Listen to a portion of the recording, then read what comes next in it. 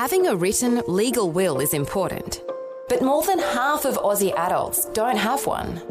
Vision has entered into a partnership with SafeWill, a leading online will writing platform, to provide you with an easier and more affordable way to write or update your will. As part of the Vision family, we want you to know about a way that you can write your will for free. Complete your will at no cost this week during Leave a Legacy Week. See all the details at vision.org.au/legacy. vision.org.au/legacy. A biblical perspective on life, culture and current events. This is 2020 on Vision. Well, there are proposed changes to prostitution laws in the state of Queensland. The Queensland government is moving to fully decriminalise prostitution in Queensland. And now, if a new bill passes, the state will treat prostitution like any other legitimate work. Christian leaders are concerned about a number of things. Things like higher rates of sex trafficking, increased violence and abuse, higher youth crime rates, even the prospect of sex work being offered as a legitimate career choice for school leavers. Well, Andrew McColl is Family Voice Australia State Director for Queensland. He's back with us. Hey, Andrew, welcome back to 2020. Good morning, Neil, and it's good to be back with you. Good morning, listeners. Now, Andrew, what we'll talk about primarily focused on the state of Queensland, but I wonder if you've got any understanding of the way prostitution laws are looking in other states and territories around the nation. Are they similar, or is Queensland leading the pack here? Queensland's not leading the pack, it's going along with the pack. And Victoria and New South Wales already have decriminalisation of prostitution, as does the Northern Territory. So we're right in the middle of the pack in this attempt or this plan to decriminalise prostitution here in Queensland. Okay, so as Christian believers, and we recognise prostitution is a reality. It's called the oldest profession. Maybe you can never stamp it out, but you may well be able to be a steward and manage what might be going on. But where do we start? And I know you love to come back to Scripture for a Christian understanding of what we ought to be thinking about these sorts of issues. Where do we start as Christian believers? Well, I think we come back to the Ten Commandments in Exodus, and the seventh commandment, which is Exodus 20 verse 14, says, "You shall not commit adultery." In the next book of the Pentateuch, or of the Old Testament, which is Leviticus chapter 19 verse 29, it tells us, "Do not profane your daughter by making her a harlot, so that the land will not fall to harlotry and the land become full of lewdness." Hebrews chapter 13 verse 4 tells us marriage is to be held in honour among all, and the marriage bed is to be undefiled. For fornicators and adulterers God will judge. So the biblical context for all sexual contact is marriage between a man and a woman. Anything else is going to be sin. We who believe this know it has personal and practical applications. Some things I must not do. And every woman should accept the counsel that Proverbs chapter 9 provides for the wise woman. Now, let's just bring to context here. You mentioned that scripture in Leviticus. Made my imagination pick up when you read that one out, because somehow or other it seems to be that people think that, just legalising brothels or decriminalising prostitution is a little bit like, let's just have an experiment with this and see whether this is good. But when you read out of Leviticus, so that the land will not fall to harlotry and the land become full of lewdness, there's clearly a history here that shows what happens when you take all stops out and you take away all of those parameters. And it looks as though, to me, that a biblical foundation might just lead us to understanding that what we're headed for is pretty severe. Any thoughts from you on that? Well, Neil, this is right. You're quite on the money there, because what we also read in the Old Testament was that one of the reasons God was sending his people into the promised land was because of the behaviour of the people that lived in the promised land. And it's pretty evident that their behaviour was wicked. And so you had various forms of wickedness, including sexual wickedness. God told them to go in there and clean it up and wipe it out, wipe all of those old behaviour patterns and indeed that culture out. So what we're confronting here is change in culture, change in the way people do things. Now, I'm the first person to acknowledge that you cannot simply by law wipe out practices that we know are wrong. But you can certainly do lots of things with law that will certainly minimise these things. We do know that in Solomon's day, there was harlotry taking place. There was prostitution.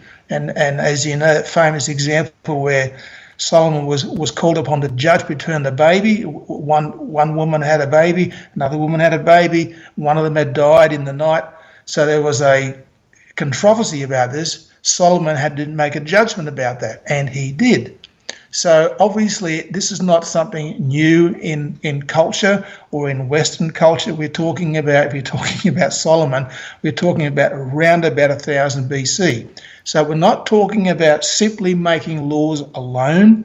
We have to think about the impact of law on culture, on society, what we want in our community and what we would try and minimise or even possibly eliminate.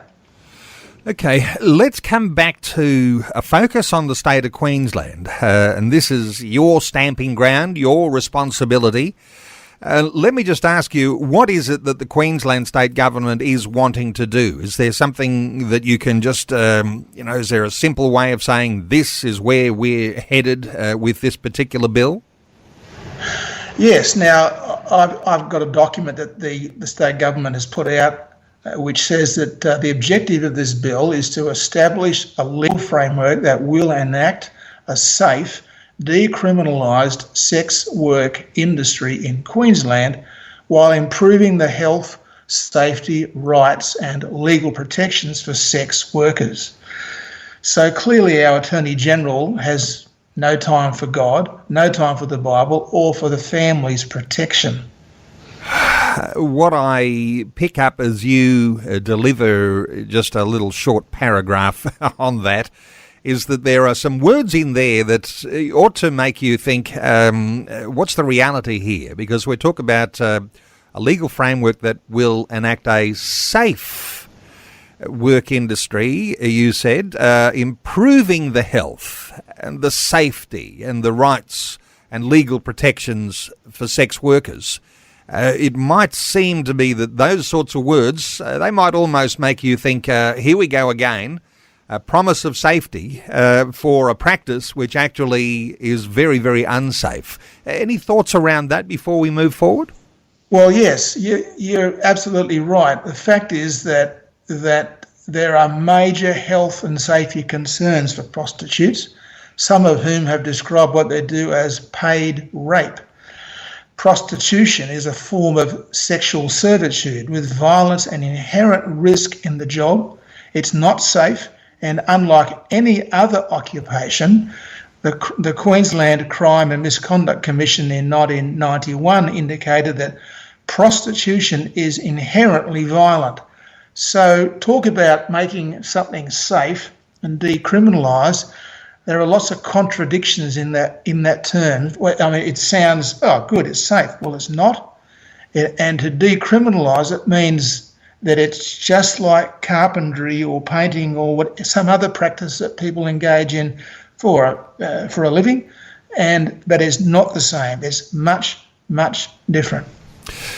Around the world, and no doubt in Australia too, whenever you've got prostitution, there's often links to organised crime. I mean, is that something that, maybe the government's trying to control an industry, but what are your thoughts here around the thought that organised crime is typically involved in prostitution? Well, it's true, because there is that link very commonly to organised crime, and this only begins with crimes against women who are not protected from violent, cruel men.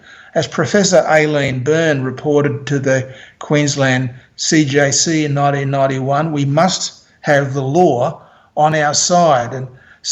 And further to that, the exploitation of women by trafficking for the sex industry is clearly linked to legalised prostitution in Australia. If the federal police officer Chris Payne could claim that there are anything up to 500 Asian women working in Sydney at any time on false papers, working in brothels, there's clearly an incentive to bring unauthorised girls and women to Australia, and the evidence indicates that it happens on a large scale. What might we think, Andrew, around issues regarding children here? Because, it might be all very good to try and make some laws for adults. There's a big grey area and children get drawn into these things. Thoughts around children? Well, yes. What we know is that a legalised prostitution inevitably leads to the exploitation and abuse of underage children, especially girls. Now, permitting this in any other context in Queensland today is a criminal offence. Now, I know that in the state of South Australia, when they've been talking through issues around prostitution, they've sort of become the closest to at least acknowledging that there is a different way of looking at things, and so they call it the Nordic model or the equality model around prostitution. I don't know whether that's being considered in Queensland. You might have some more understanding of that, but what are your thoughts around alternative models that governments perhaps need to think very seriously about? Well, as I'm saying, if you look at decriminalising a practice which is hostile to the family, it's kind of suicidal, isn't it?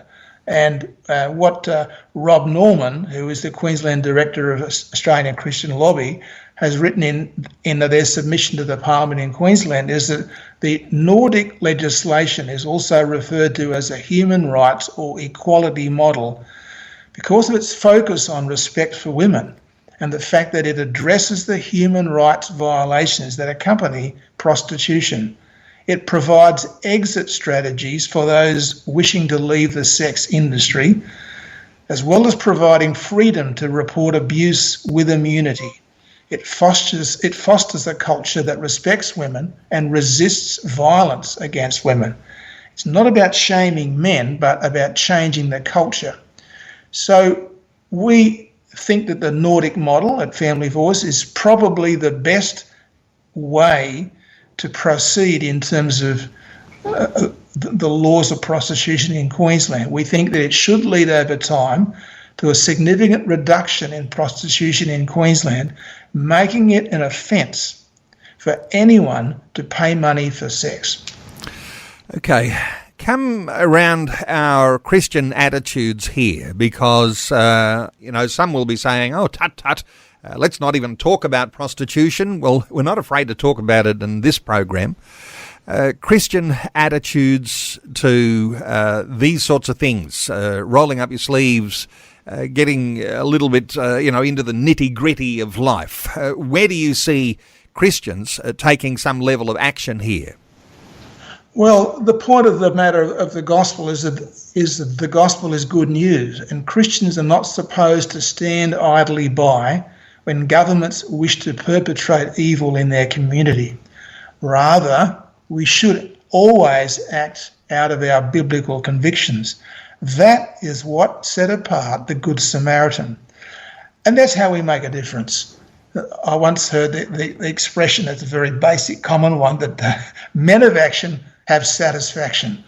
And Proverbs 28 verse 1 tells us that the righteous are bold as a lion. So legalised prostitution is an assault on the family and the community. And as the saying goes, evil triumphs when good men do nothing. Now, speaking of good men, you would know of the northern Queensland city called Gladstone. It was named after William Gladstone, who was a Prime Minister of England. William Gladstone was a believer. William Gladstone and his wife took into their home prostitutes to help them and to prepare them for a different life. He was a godly man. Now, what can we do? Well, I would suggest that you email or call your local state government MP in this matter, passing on your thoughts and asking your MP to vote against the Attorney General's recommendation to legalise prostitution in Queensland. Yes, prostitution isn't a very pleasant subject, but we must deal with it. It can't be stopped overnight, and the Nordic model is far superior. And the last thing we note, Neil, as an MP is know how to count votes. Okay, action is a necessity here, and you've got to engage to make your views known. Just come back. I mentioned just in the introduction about what Christian leaders are concerned about. A larger sex industry, higher rates of sex trafficking, increased violence and abuse of prostituted people, higher youth crime rates, even the prospect of sex work as a legitimate career choice offered to high school students who might be graduating high school. As a parent, you've got to cringe at some of this because you wouldn't like the thought that someone might be fishing for your child to move into sex work as a career choice after school. Any thoughts here for parents who might be thinking, well, this is very distasteful? Yep, it is very distasteful, of course, and we don't enjoy talking about it, but talking about it we must. So we have to say, well, I would say to parents of children, you've got to be mindful about the company your children keep. You've got to be mindful of the school or institution that they attend if they're going to a school. You have to think about the kind of peer group our children are with. Peer group is very influential, and so we have to be wise, sensible, and keeping close tabs on the kind of people our children are associating with, and keeping tabs on things like the internet and such things as pornography, dare I say it. Yes, we must deal with these things because they are enemies of the family, and Christians need to be awake and understand these things and simply go about the business of training your children in the word of the Lord, in God's good plan for their life, which in 95% of cases is marriage and family. Enemies of the family. And Andrew McColl, you're a champion of the family, and you're the Queensland State Director for Family Voice Australia. And I know that listeners will resonate with so many of the thoughts you've just delivered to us in this past 20 minutes or so. But familyvoice.org.au to connect with Family Voice Australia. That's their website, Family Voice Australia. No doubt there'll be some resources, there'll be some updates, there'll be some articles that may be appearing there on the Family Voice website. You can connect with Andrew McColl at familyvoice.org.au. Andrew, thanks so much for another good update today on 2020. Always a pleasure, Neil. Thanks for taking time to listen to this audio on demand from Vision Christian Media. To find out more about us, go to vision.org.au.